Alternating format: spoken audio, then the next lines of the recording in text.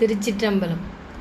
உருவாய் அருவாய் உளதாய் இலதாய் மறுவாய் மலராய் மணியாய் ஒளியாய் கருவாய் உயிராய் கதியாய் விதியாய் குருவாய் வருவாய் அருள்வாய் குகனே என் தாயும் எனக்கருள் தந்தையும் நீ சிந்தா குலமானவை தீர்த்தியனையாள் கந்தா கதிர் வேலவனே உமையாள் மைந்தா குமரா மறைநாயகனே மைந்தா குமரா மறைநாயகனே பூழியர்கோன் வெப்பொழித்த புகழியர்கோன் கழல் போற்றி ஆடிமிசை கல்மிதப்பில் அணைந்த பிரான் அடி போற்றி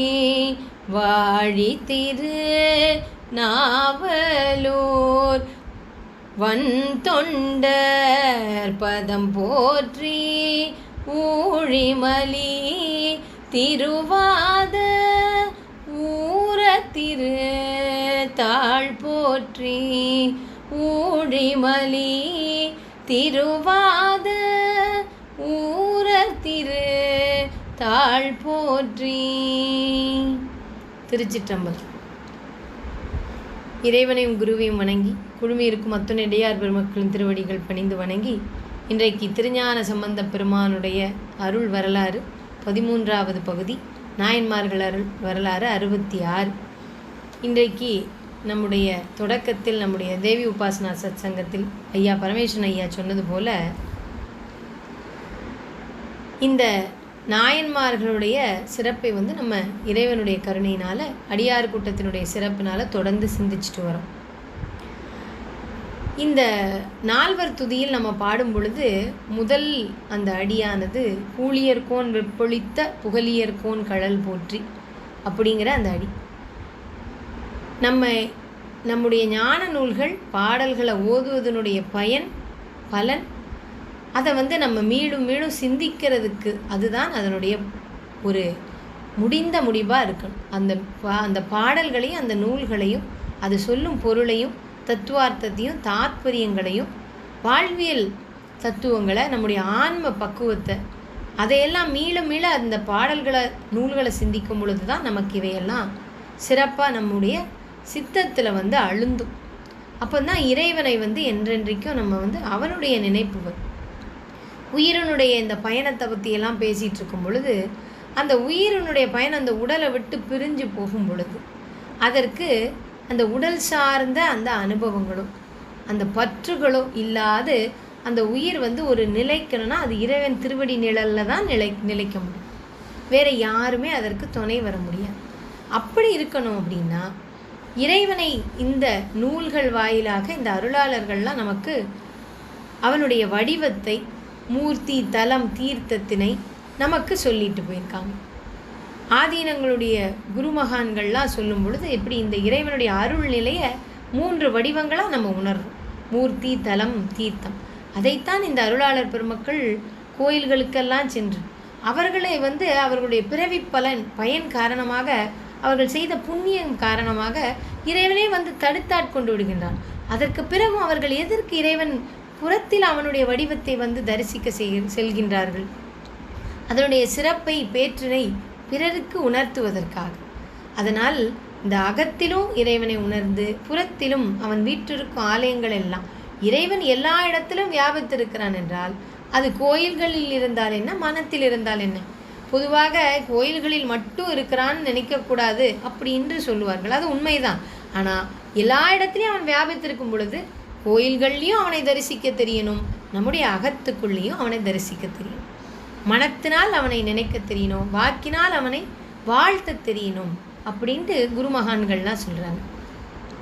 அப்படிப்பட்ட நம்முடைய இந்த தேவார திருமுறைகளை இன்றைக்கு இந்த தேவார திருமுறைகள் வாயிலாக ஞானசம்பந்தருடைய இந்த திருஆலவாயினுடைய அந்த அவர் அங்கே இறைவனுடைய திருவடியின் பயனால் பேற்றினால் செய்த அருட்செய் அதை சிந்திக்க போகிறோம். அதனால் தேவார திருமுறை புத்தகம் மட்டுமே இங்கே இருக்கிறது. அதுலேயும் உரையாசிரியர் நடராஜன் ஐயா இந்த தேவார திருமுறைகளை அந்த வரலாற்று சுவடுகளை அந்த அந்த ஒரு கிரமத்திலேயே வரிசைப்படியே தான் அவர் தொகுத்து இருக்கிறார். சில புத்தகங்கள் வகைப்படி அதை அவங்க தேவார திருமுறைகளை தொகுத்திருப்பார்கள். சிலவை தலங்கள் வாயிலாக தொகுத்திருப்பார்கள். ஆக இந்த தேவார திருமுறைகளுடைய சிறப்பு என்னவென்றால் 3 நிலைகளில் இதை தொகுத்திருக்காங்க. அப்படிப்பட்ட சிறப்புடையது.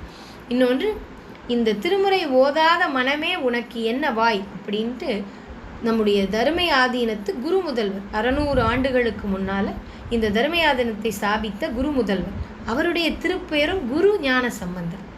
அவர் மதுரை மீனாட்சியம்மனுடைய அந்த அவளுடைய திருவருளினால் அந்த பொற்றாமரை குளத்தில் அவருக்கு ஒரு ஸ்படிக லிங்கம் கிடைத்தது. அவர் தன்னுடைய தாய் தந்தையரை அவர்களிடமெல்லாம் சொல்லிவிட்டு 7 வயது நிரம்பியுடனே அவர் இங்கே வந்து விடுகின்றார். அவர் சந்நியாசத்தை நோக்கி இறைவனுடைய அந்த திருக்கருணையை, அந்த திருவருட்செயலை அந்த திருவுருளை பெற வேண்டும் என்பதற்காக அவருக்கு அப்படி ஒரு சொக்கநாதர் ஸ்படிக லிங்கம் கிடைக்குது. அதை வைத்து கொண்டுதான் இன்றளவும் தர்மயாதீனத்தில் சிவபூஜை நடக்கிறது. அப்படிப்பட்ட இந்த குருஞான சம்பந்தர், இப்படி இந்த குருமகான்கள்லாம் அந்த தேவார திருமுறைகளுடைய சிறப்பை சொல்லும் பொழுது, திரு என்பது நிலைத்த செல்வம், அதை பெறுவதற்குண்டான நூல் இந்த திருமுறை. அதனால்தான் இதை தேவார திருமுறை என்று சொல்லுகின்றோம். தேவாரம் என்பது இறைவனுக்கு சூட்டப்படும் ஒரு பாமாலை. இது சைவ ஆர்வலர்கள், தமிழ் ஆர்வலர்கள், அறிஞர்கள் பெருமக்களார், சைவ எல்லப்ப நாவலர் என்று ஒரு பெரியவர் இருந்தார். அவர் வாயிலாக சீர்மிகு தேவாரமும் திருவாசகமும் அப்படின்ற ஒரு சொற்றொடர் வாயிலாக ஒரு செய்யுள் பாவை எழுதினார். பொதுவாக அந்த காலத்தில் சொற்றொடர்கள் இல்லாது செய்யுட்பாக்களே எல்லா தமிழறிஞர்களும் மிக எளிதாக அவர்கள் இந்த மாதிரி பாக்களை எழுதுவார்கள்.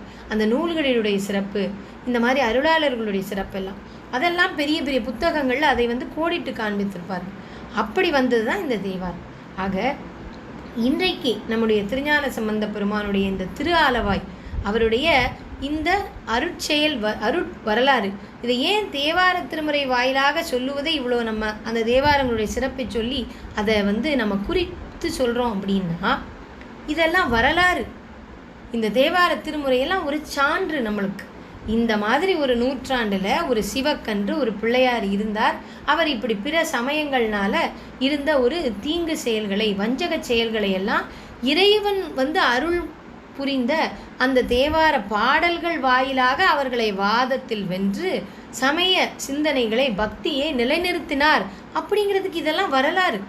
அதனால தான் இந்த வரலாற்றை மற்ற எல்லோரும் அதை புரிந்துக்கணும். அடுத்த தலைமுறை இதை எவ்வளவு இது மகத்தான ஒரு பொக்கிஷம் நமக்கு கிடைத்திருக்கிறது நம்ம வாழ்கின்ற நிலப்பரப்பில், அப்படிங்கிறதெல்லாம் எல்லாரும் உணரும் என்பதற்காகத்தான் நம்ம இந்த திருமுறைகள் வாயிலாகவும் இப்படி தொகுக்கப்பட்டிருக்கு. அதையே நம்முடைய சத்சங்கத்தில் இன்றைக்கு சொல்ல இருக்கிறோம். திருச்சிற்றம்பலம். வேயுறு தோழி பங்கன் விடம் உண்ட கண்டன் மிக நல்ல வீணை தடவி மாசரு திங்கள் கங்கை முடிமேலணிந்து என் உளமே புகுந்ததனால் ஞாயிறு திங்கள் செவ்வாய் புதன் வியாழன் வெள்ளி சனி பாம்பிரண்டும் உடனே ஆசரு நல்ல நல்ல அவை நல்ல நல்ல அடியார் அவர்க்கு மிகவே.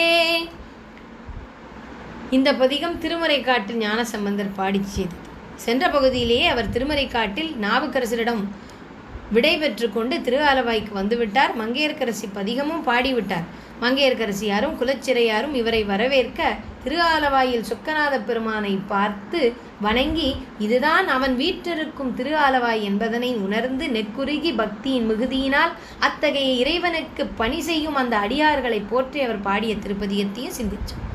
இன்றைக்கு இந்த பதிகத்தை ஏன் முதலில் நாம் சிந்திக்கிறோம் என்றால், இந்த மாதிரி ஒரு சூழல் இருக்கிறது. சமணர்கள் அன்றைய தினத்தில் பக்குவம் இல்லாதவர்களாக இருந்தார்கள். சமயம் என்பதே பக்குவப்படுதல். ஆக அந்த சமயம் சார்ந்து இருப்பவர்கள் பிற சமயங்களிடம் கொள்கையினால் உள்ள வேறுபாட்டை அவர்கள் உணரலாம், அதை வாதத்தினால் வெல்லலாமே ஒழிய அவர்களிடம் குரோதமோ கோபமோ அந்த மாதிரியான ஒரு எண்ணங்கள் எல்லாம் இருக்கக்கூடாது. ஆனால் அவர்களுக்கு, சமணர்களுக்கு அந்த காலகட்டத்தில் அப்படி இருந்ததனால், அவர்கள் பக்குவம் இல்லாது இருந்ததனால் அவர்கள் பிற சமயங்களுக்கு இடையூறு அவர்கள் செய்தார்கள். அந்த இடையூற்றினை களைந்து சைவ சமயத்தை நிலைநிறுத்த நாவுக்கரசரும் ஞானசம்பந்தரும் அவதாரம் செய்தார். அப்படி இந்த சமணர்களுடைய வஞ்சனை மிகுந்த அந்த ஒரு பக்குவமற்ற செயல்களை உணர்ந்தவர் யார்? நம்முடைய நாவுக்கரசர். அவர் சமண சமயத்திற்கு சென்று மீண்டும் அங்கிருந்து அவருடைய தமக்கையார் திலகவதியாரால், அவரும் ஒரு மாதரசி, ஆனால் அவர் நாயன்மார்களில் இடம்பெறவில்லை. இந்த நேரத்தில் நம்முடைய இந்த பொழிவின் போக்கை சற்று மாற்றுவதாக இருந்தாலும் கூட 2 மாதரசிகளை பற்றி இங்கே நம்ம குறிப்பிடுவதனால் அதை பற்றி ஒன்று சொல்ல வேண்டும். திலகவதியாராகட்டும், மங்கையர்க்கரசியாராகட்டும். ஆக பெண்கள் தான் என்றைக்குமே பக்தியில் உள்ள ஒரு நிலைப்பாட்டினை, நம்முடைய கலாச்சாரத்தை அந்த குடும்பத்தில் நிலைநிறுத்துவதும் அடுத்த தலைமுறைக்கு எடுத்துச் செல்வதில் பெண்களுடைய பங்கு அரிதானது. என்றைக்கு பெண்கள் அதில் வலுவாக இருப்பது இல்லையோ, அந்த குழந்தைகளுக்கு அந்த கலாச்சாரம், பக்தியினுடைய சிறப்பு, மகத்துவம் தெரியாமல் போய்விடுகின்றது. அதையும் மீறி அந்த தலைமுறையினர் இருந்தால் அது வேறு, அது இறைவன் விட்ட செயல். ஆனால் நாம் சொல்ல வேண்டியது நம்முடைய கடமை. இப்படி நாவுக்கரசரை மீண்டும் சைவத்துக்கு மீட்டெடுத்தது யார்? திலகவதியார், அவருடைய தமக்கையார். அவருக்கு அவ்வளவு கஷ்டங்கள் இருந்தும் அவர் இளவயதிலேயே தன்னுடைய திருமண நிச்சயமான சமயத்திலேயே அந்த மாப்பிள்ளை அவர் இறந்துவிட, அதன் பிறகு அவர் ஒரு கைம்பெண்ணானார், அதாவது விதவை கோலம் பூண்டார்.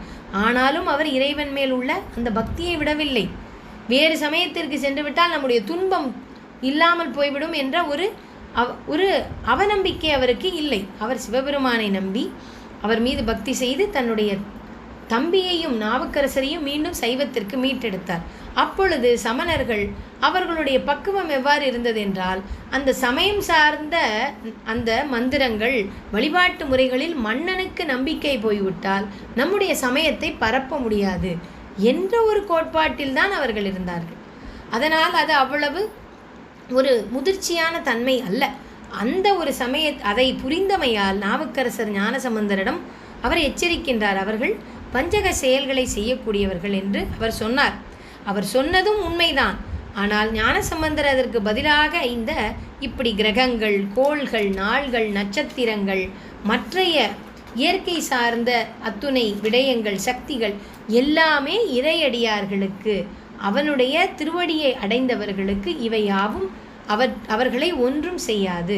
அவற்றிலிருந்து வரும் அந்த கஷ்டங்கள், சவால்களை எல்லாம் நம்மால் இறைவன் திருவடியின் பேற்றினால் அதை சமாளிக்க முடியும், சாதிக்க முடியும், வெல்ல முடியும் என்று அவர் இந்த பதிகத்தை பாடிவிட்டு திரு ஆலவாய்க்கு செல்லுகின்றார். அவர் திரு ஆலவாய்க்கு சென்றவுடன் மங்கையர்க்கரசியை, குலச்சிறையார் அவரை வரவேற்கின்றார். மங்கையர்க்கரசியாரும் பின்பு வந்து ஞானசம்பந்தரை பார்த்து வணங்குகின்றார். இந்த மங்கையர்க்கரசி பதிகத்தில் அவர் புறநீர்மை என்ற பண்ணில் பாடியிருப்பார். புறநீர்மை என்றாலே சிவாக்கர சுவாமிகள் என்று சூரிய மடத்தை சார்ந்த ஆதீன முதல்வர் அந்த ஐயா அவர் தேவாரம் ஓதுவது மிகவும் சிறப்பாக இருக்கும், அத்துணை அருமையாக இருக்கும். அவர் இந்த பண்ணை பற்றி சொல்லும் பொழுது, இது நம் புறத்தில் உள்ள, நம் அகத்தில் உள்ள வேண்டாதவற்றை, எண்ணங்களை, குறைகளை, குற்றங்களை அவற்றையெல்லாம் நீக்குவது, நல்ல ஒரு ஆக்கப்பூர்வமான ஒரு தன்மையை, நிலையை, சிந்தனையை, நமக்கு ஒரு நம்பிக்கையை கொடுக்கக்கூடியது என்று சொல்லுவார். அப்படி இந்த சைவ சமயத்திற்கு நம்பிக்கையாக ஞானசம்பந்தர் இருக்கின்றார். அவர் நாம் செய்யும் இந்த பணிகளுக்கு அவர் உதவியாக இருப்பார் என்ற ஒரு ஆக்கப்பூர்வமான சிந்தனையோடு ஞானசம்பந்த பெருமானை வருவித்து நம்முடைய மங்கையர்க்கரசியாரும் குலச்சிறையாரும் திரு ஆலவாய்க்கு வருவிக்கிறார். அந்த ஒரு சூழலில் ஞானசம்பந்தர் இந்த மங்கையர்க்கரசி பதிகத்தை பாடும் பொழுது அவர் எப்படி பாடியிருக்கின்றார் என்று உரையாசிரியர் அழகாக நம்மளுக்கு எடுத்து காண்பித்திருக்கிறார். இந்த பதிகத்தில் உள்ள 11வது கடைக்காப்பு பாடலை தவிர மற்ற 10 பாடல்களிலும் 1, 3, 5, 7, 9 இந்த ஒத்தை இலக்கை எண்கள் எல்லாம், இவையெல்லாம் மங்கையர்க்கரசியை பற்றியும் 2, 4, 6, 8, 10 ஆகியவை குலச்சிறையாரை பற்றியும் பாடியிருக்கிறார் ஞானசம்பந்த பெருமான். இந்த பதிகத்தை நாம் ஏற்கனவே சிந்தித்து விட்டோம். இதில் 7 மற்றும் 8 பாடல்கள் மங்கையர்க்கரசியார் மற்றும் குலச்சிறையாருடைய அணிகலன்கள், அவர்களுடைய சிறப்பு ஆகியவற்றை எல்லாம், அவர்களுடைய மேன்மை, நம்மளுடைய புறமாகட்டும், நம்முடைய புறத்தில் உள்ள பாவமாகட்டும், அவையெல்லாம் அகத்தில் உள்ள நம்மளுடைய அந்த நல்ல மேன்மை குணங்களை எல்லாம் விளக்குவதாக அமையப்பெறுகின்றது என்பதை ஒப்பு நோக்கி ஞானசம்பந்த பெருமான் இந்த பதிகத்தில் பாடியிருக்கின்றார். திருச்சிற்றம்பலம். முத்தின் தாழ்வடமும் சந்தன குழம்பு நீரும் தன் மார்பினில் முயங்க பத்தியார்கின்ற பாண்டிமாதேவி பாங்கோடு பணி செய்ய நின்ற சுத்தமார்பழிங்கின் பெருமலை உடனே சுடர் மரகதம் அடுத்தாற்போல் அத்தனார் உமையோடு இன்புறுகின்ற ஆலவாயாவதும் இதுவே ஆலவாயாவதும் இதுவே. இப்படி முத்தின் தாழ் வடம் முத்து மாலை பாண்டி நாடு முத்துடைத்தான், சோழ நாடு சோறுடைத்து பாண்டி நாடு முத்துடைத்து, சந்தன குழம்பு சந்தன பூச்சும் நீரும் தன் மார்பினில், தன்னுடைய கணவர் வேறு சமயத்தை தழுவியிருப்பதால் நெற்றியில் நீரணியாது தன்னுடைய மார்பினில் நீரணிந்து சிவபெருமானுக்கு தன்னுடைய ஆன்மா எப்படி அடிமைத்திறம் பூண்டதை நம்முடைய மங்கையர்க்கரசியார் நிலைநிறுத்துகின்றார். முயங்க பத்தியார்கின்ற பக்தி செய்கின்ற பாண்டிமாதேவி பாங்குடன் பணி செய்கின்ற அவள் சுத்தமார் பழிங்கின் பெருமலையுடனே, அதாவது சதாசிவமூர்த்தி சிவபெருமானுடைய அவனுடைய ஒரு வடிவங்களில் ஒன்று, அந்த ஒரு தத்துவத்தை விளக்குவது. இறைவன் 5 முகமாக இருக்கின்றான், எல்லாம் ஈசானம் தத்புருஷம் வாமதேவம் சத்யோஜாதம் அரோகதம், இந்த 5 முகங்களை உடையவன், அந்த வடிவம்தான் சதாசிவம். இந்த தத்துவங்களை விளக்கும் மூர்த்தி சதாசிவமூர்த்தி. அப்படி இந்த சதாசிவமூர்த்தியினுடைய அந்த வடிவமானது பழிங்கு போல இருக்குமா, அதையும் சொல்லி பாண்டிமாதேவி அந்த நம்முடைய உமையம்மையை எப்படி சொல்லுகின்றார், அத்தனார் உமையோடு இன்புறுகின்ற, அந்த உமையோடு இன்புறுகின்ற அந்த உமை எப்படி இருப்பாள், மரகதத்தை போன்றவளாம் நம் உமை, அவளும் வீற்றிருக்கும் ஆலவாய். அப்படி இறைவனி இரவியும் பாடுகின்றார் நம்முடைய ஞான சம்பந்தர் பெருமான். அடுத்த பாடலில் குலச்சிறையார் நாவனங்கியல்பாம் அஞ்செழுத்தோதி நல்லராய் நல்லியல்பாகும் கோவனம் பூதி சாதனம் கண்டால் தொழுதெழு குலச்சிறை போற்ற ஏவனங்கியல்பாம் ராவணன் தின்தோள் 20 நெறி தர ஊன்றி ஆவணம் கொண்ட சடைமுடி அண்ணல் ஆலவாயாவதும் இதுவே ஆலவாயாவதும் இதுவே. இப்படி குலச்சிறையார் நாவினில் பொருந்த சேரும் இயல்பினை உடைய திருவைந்தெழுத்து, நாவினுக்கு அருங்கலம் நமச்சிவாயவே. இப்படி முறைப்படி சிவபெருமானை மந்திர ரூபமாக நமச்சிவாய மந்திரம் ஓதி ஜபித்து சிவப்பேரருள் கைவரப்பெற்றவர் அவர். இறைவன் திருவடிவமாகிய கோவணம் பூதி சாதனம் கண்டால், கோவண ஆடை, பூதி என்பது விபூதி திருநீரு, ருத்ராக்கம், சடைமுடி முதலிய சாதனங்கள் கொண்டும் வேவும் அடியார்களை கண்டால் அவர்களை வணங்கி போற்றுவராக விளங்குபவராம் நம்முடைய குலச்சிறையார்.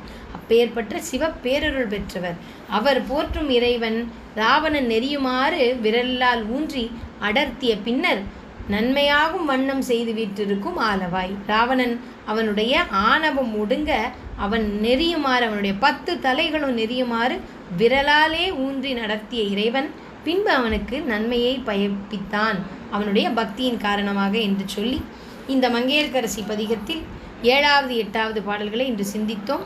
குலச்சிறையார் மற்றும் மங்கையர்க்கரசியாருடைய பாங்கு, பக்தி பாங்கினை விவரிக்கும் இந்த பாடல்களோடு இப்பொழுது ஞான சம்பந்தர் இவர்கள் எல்லோரும் அறிமுகமாகிவிட்டார்கள். ஒருவரை ஒருவர் வணங்கினார்கள், போற்றினார்கள். இறைவனினுடைய அந்த அடியார்களாக அவர்கள் ஆற்றும் பணிகளை எண்ணி போற்றுகின்றார் ஞான சம்பந்தர். இப்பொழுது இறைவனை நம்முடைய ஞான சம்பந்த பெருமான், சொக்கநாத பெருமானை, அடியார்களை அவனை யாருடைய அடியார்களாக இருந்து அவர்கள் இத்தகைய பேறு பெற்றவர்களாக பெருமை உடையவர்களாக இருக்கின்றார்களோ, பாங்குடையவர்களாக இருக்கின்றார்கள். இவை நமக்கு உணர்த்துவது என்ன? இறைவனுடைய அடியார்களாக இருப்பவர்கள் பாங்குடையவர்களாக, பெருமை உடையவர்களாக, பிறர் போற்றுதலுக்கும் வணங்குதலுக்கும் உடைய பாங்கினை அவர்கள் பெற்றிருக்க வேண்டும்.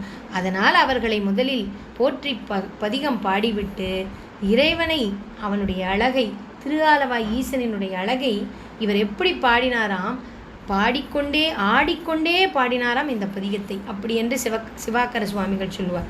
குறிஞ்சி பண்ணில் அமையப்பெற்ற இந்த பதிகம் மிகுந்த அற்புதமான பதிகம். இதில் ஆலவாய் இறைவனை வணங்குகின்றார் நம்முடைய ஞானசம்பந்த பெருமான். திருச்சிற்றம்பலம். நீலமாமிடற்று ஆலவாயினான் பாலதாயினார் ஞாலம் ஆழ்வரே, ஞாலம் ஏழுமாம் ஆலவாயிலார் சீலமே சொல்லீர் காலன் விடவே. இந்த ஞாலம் ஏழுமாம் ஆலவாயிலார் சீலம் சொல்லீர் காலன் வீடவே. காலனுக்கு காலனாக விளங்குபவர். அதனால் அவர் இந்த ஞாலம் ஏழுக்கும் தலைவன். உலகேழும் ஆட்கொள்ளும் அந்த அண்ணலை வணங்கினாள். அவனுடைய அருட்குணங்களை கூறுங்கள், காலன் வீழ்ந்து மடிவான் என்று ஞானசம்பந்த வாக்கு கொடுக்கின்றார். ஆல நீழலார் ஆலவாயிலார் காலகாலனார் பாலதாமினே, அந்தமில் புகழ் எந்த ஆலவாய் பந்தியார்களல் சிந்தை செய்மினே. ஆல நீழலில் அமர்ந்திருப்பார் யார்? கல்லால நீழல் மலைவி இல்லார் பொல்லார் இணைமலர் நல்லார் புனைவரை. அப்படி என்று சிவஞான போதத்தில் உள்ள மங்கள வாழ்த்து. கல்லால நீழல், அந்த நிழலின் கீழ் அமர்ந்து நம்முடைய சனகாதி முனிவர் பெருமக்களுக்கு நான் மறைகளை மோதும் இறைவன் அவன் இந்த திருஆலவாயில் வீற்றிருக்கிறான். ஆல நீழலில் வீற்றிருப்பவனும் அவன்தான், திருஆலவாயில் வீற்றிருப்பவனும் அவன்தான். அவன் காலகாலனார் பாலதாமினே, அவர் நம்பால் உள்ளவரே. அவர் நம்பால் இருக்கும் பொழுது காலன் நம்மிடம் ஏன் இருக்கின்றான் அப்படின்னு கேட்குறாரு ஞானசம்பந்தர். அந்தமில் புகழ் எந்த ஆலவாய், அந்தமில்லாத எல்லையில் ஆற்றல் உடையவன், வரம்பில்லா ஆனந்தமாக இருப்பவன் அவன்தான் இறைவன். அவனுடைய எண் குணங்கள் அப்படி எல்லையில்லாத புகழுடைய இந்த ஆலவாய் பந்தியார் களல் சிந்தை செய்மினே, அவன் களலை சிந்தை செய்யுங்கள். ஆடல் ஏற்றினான் கூடல் ஆலவாய் பாடியே மனம் நாடி வாழ்மினே, அண்ணல் ஆலவாய் நன்னினாந்தனை எண்ணியே தொழ தின்னம் இன்பமே. எண்ணியே தொழுங்கள், அவனை மேலோட்டமாக துழாதீர்கள். மனத்திலுள்ளே அவனை, அவன் சிந்தையில் அவனை, சிவத்தை இருத்தி எப்பொழுதும் அவன் உங்களுடைய எண்ணங்களெல்லாம் அவனை நிலைநிறுத்தி தொழுதால் தின்னம் இன்பமானது உறுதியாக கிடைக்கும் என்று சொல்லுகின்றார். ஆரநாகமாம் சீரனாலவாய் தேர மண் செற்ற வீரன் என்பரே, அடிகளாலவாய் படிகொள் சம்பந்தன் முடிவில் இன்தமிழ் செடிகள் நீக்குமே, அடிகளாலவாய் படிகொள் சம்பந்தன் முடிவில் இன்தமிழ் செடிகள் நீக்குமே. திருச்சிற்றம்பலம்.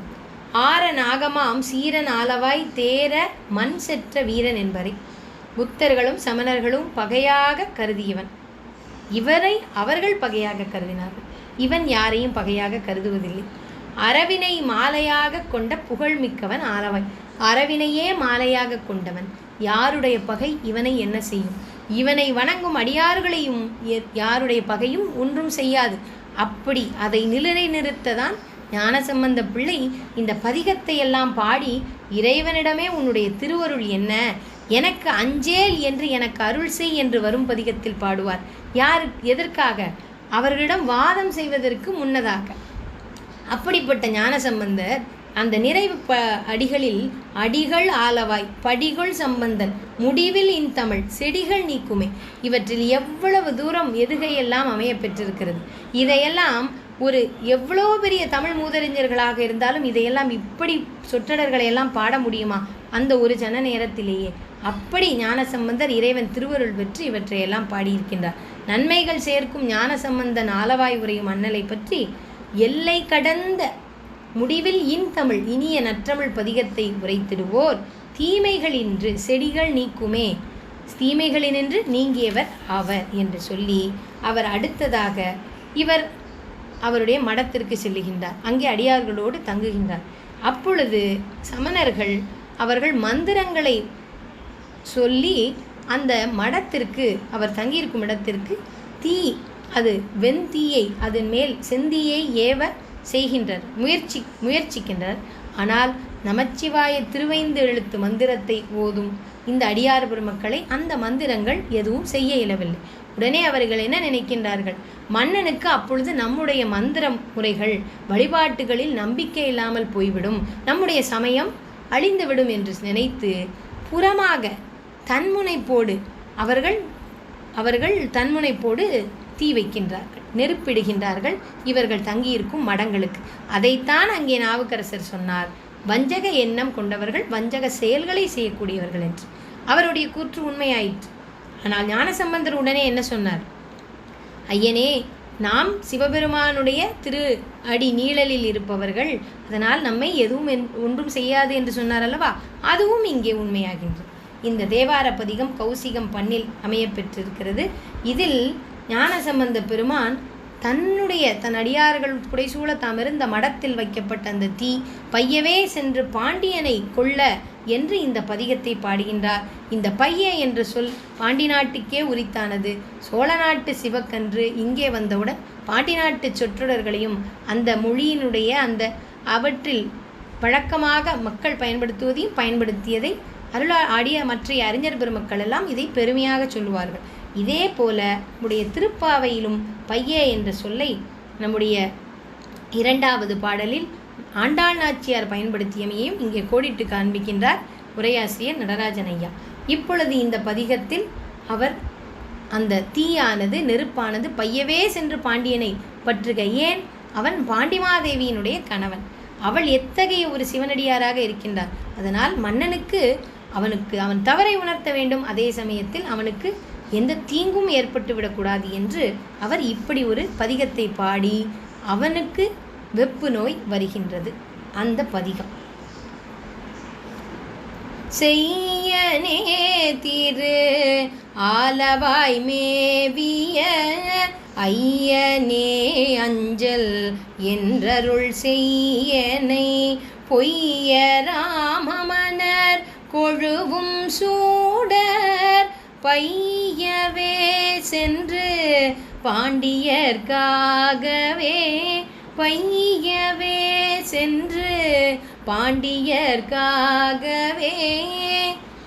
எனக்கு காவலாக விளங்கும் பெருமானே, தலைவனே, அஞ்சாதே என்று கூறி அருள் செய்க. ஐயனே அஞ்சல் என்று எனக்கு அருள் செய்.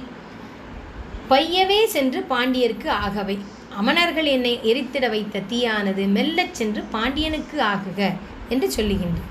சித்தனே திரு ஆலவாய் மேவிய அத்தனே அஞ்சல் என்றருள் செய்யனை எத்தராமமனர் கொழுவும் சூடர் பத்திமன் தென்னன் பாண்டியர்க்காகவே பத்திமன் தென்னன் பாண்டியர்க்காகவே. இந்த பதிகத்தினுடைய 3வது பாடலில் அங்கே சொக்கநாதராக திருநாமம் பூண்ட இறைவன் அந்த சொக்கன் என்ற அந்த திருநாமத்தை இந்த பதிகத்தில் பாடுகின்றார். அதோடு இன்றைக்கு நிறைவு செய்வோம். மற்றைய பதிகங்களையும் தொடர்ந்து சிந்திப்போம்.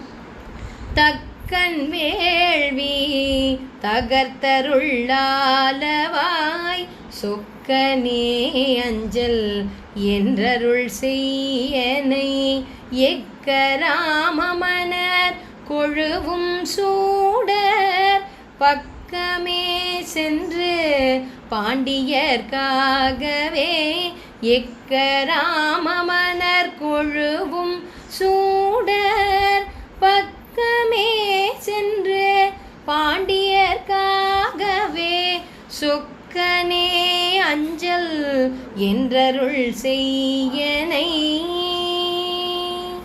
திருச்சிற்றம்பலம். நன்றி, வணக்கம்.